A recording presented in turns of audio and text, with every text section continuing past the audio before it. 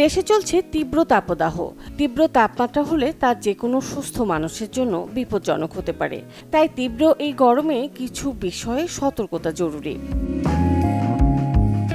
এই গরমে হাইড্রেট থাকাটা জরুরি। গরমে ঘামের মাধ্যমে যে পানি বের হয়ে যায়, পর্যাপ্ত পানি ও অন্যান্য তরল পান করলে সেই ঘাটতি পূরণ হবে। সব ধরনের আবহাওয়াতেই প্রতিটি ব্যক্তির জন্য 2 লিটার পানি পান করা গুরুত্বপূর্ণ।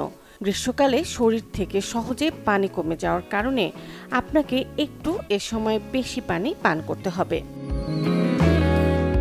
গরমে চলার পথে ফ্রিজের ঠান্ডা পানি পান করাটাও ঠিক না, কারণ অনেক সময় হঠাৎ ঠান্ডা পানি পান করলে গলা ব্যথা সহ বিভিন্ন রোগ দেখা দিতে পারে।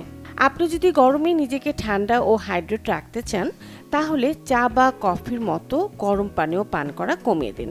এগুলো শরীরের সামগ্রিক তাপমাত্রা বাড়ায়। এর পরিবর্তে লেবু পানি বা আমের শরবত পান করতে পারেন। ভারী খাবার খাওয়ার পর আপনার শরীরকে খাবার হজম এবং তা বিপাক করার জন্য কঠোর পরিশ্রম করতে হয়। এটি অবশেষে আপনার শরীরের তাপমাত্রা বাড়ায় এবং ঘাম ও ক্লান্তির মতো সমস্যা দেখা দেয়। টাইট ফিট এবং গাঢ় রঙের জামাকাপড় পরলে আরও বেশি ঘামতে পারেন। আপনি যদি ঠান্ডা থাকতে চান এবং অতিরিক্ত ঘাম এড়াতে চান, তাহলে ঢিলে ঢালা এবং হালকা রঙের সুতির কাপড় বেছে নিন।